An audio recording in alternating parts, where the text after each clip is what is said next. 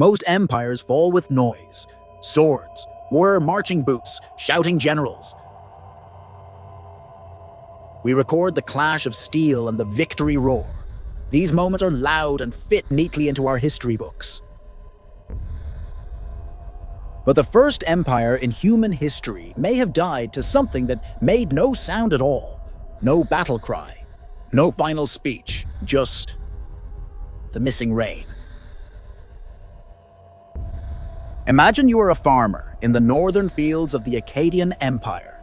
For years, your land has been the state's cornerstone, feeding soldiers, cities, and kings. The soil is rich, the canals are full, and your harvest fuels the grand machinery of power. Then slowly, everything changes. The river runs lower than last year. The rain clouds drift past, always dry. Dust stays on your tongue, and the coughs of your children keep you awake. That cracked mud is not just temporary. It is a creeping death sentence. One bad year is misfortune. 2 bad years are a clear warning. 10 bad years become the end of an era. When the rains fail for good, a civilization's delicate balance fails with it. Modern scientists have discovered that a long, brutal drought hit this region around 4,200 years ago. A mega drought that lasted for decades, drying fields and turning fertile farmland into desolate earth. While kings in the south still carved their obsolete victories in stone, the north emptied out.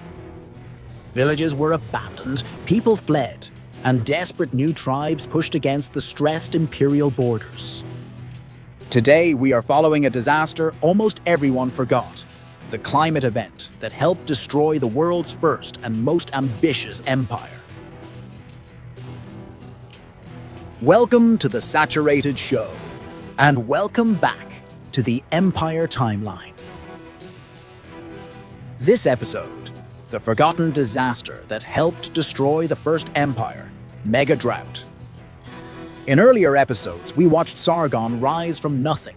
We saw how Akkad built the first huge machine of control, perfecting brutal taxation and commanding vast armies.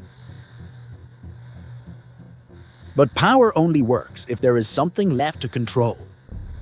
Around 4,200 years ago, or 2200 BCE, a climatic shift hit the ancient Near East, the 42 kiloyear event. This drought lasted for 2 to 3 centuries, changing the rules of survival forever. Not every scholar agrees that climate change alone toppled Akkad. The empire already faced rebellions and poor leadership. But virtually everyone agrees that this mega drought turned a difficult situation into a total catastrophe. So today we ask, what happens when the world's first empire meets a disaster it cannot bribe, threaten, or tax? How do we know the weather from 4 millennia ago? We don't rely on royal records. We rely on extraordinary science. The first clue comes from archaeological digs in northern Syria. Sites like Tel Leilan, once bustling centers of farming, show a sudden, dramatic abandonment. Crucially, the soil layers from that time are not rich farm dirt. They are filled with fine, wind-blown dust. It is genuinely remarkable that environmental data can reconstruct such ancient history. This shows us less rain, more wind, and rapid desertification. Even more dramatic is the evidence from the ocean floor.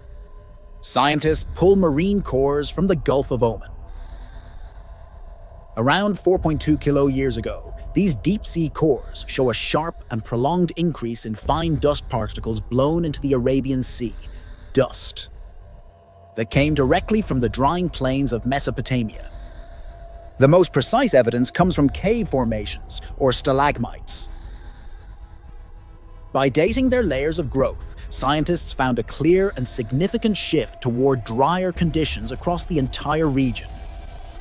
Starting abruptly, 4,200 years ago, this provides a clear, widespread marker for the mega drought's onset. This climate event was not the only cause of Akkad's downfall, but it was an existential stress factor. It didn't start the fire, but it removed all the water. Northern breadbasket turns to dust. The Akkadian Empire relied heavily on the rain-fed farming of the north. This easy grain was vital. It was shipped south to feed the army, pay civil servants, and secure the loyalty of the elite. This was the empire's fuel. Then the drought began its slow, grinding work. Imagine the farmer, Leilan. For how long did he scan the empty sky? Did he pray until his throat was dry?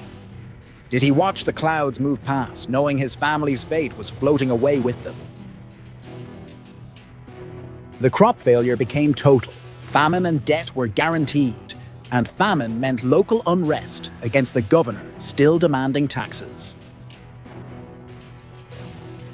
The north, Akkad's life source, turned to dust.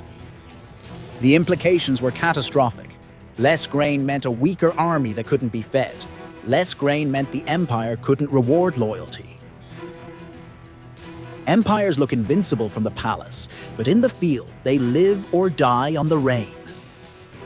When the king cannot control the sky, his power is a meaningless vanity. The millions who fled the dusty plains became the empire's next crisis. As the northern fields failed, a massive migration began. People fled south toward the more resilient, irrigated cities of Sumer and Akkad. This created a huge internal security crisis. How do you govern a refugee crisis when your own food stores are shrinking? Simultaneously, the drought forced nomadic groups outside the empire like the Amorites to move.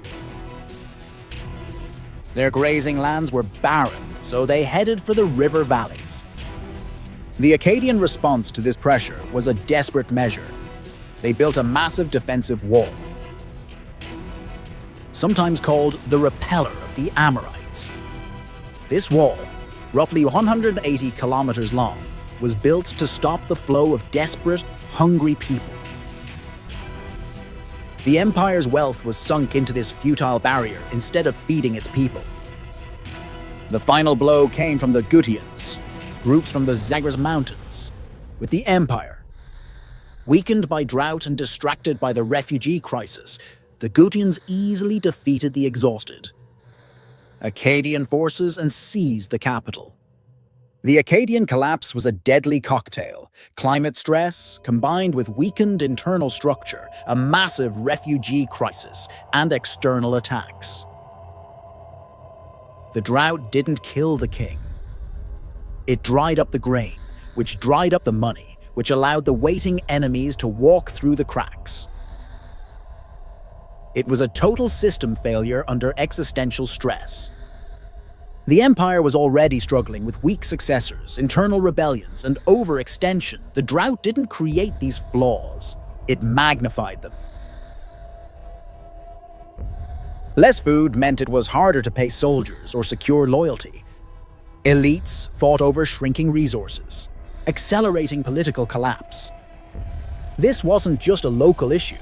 The Old Kingdom Egypt also saw its central authority collapse around the same time. A crisis often linked to this widespread environmental stress.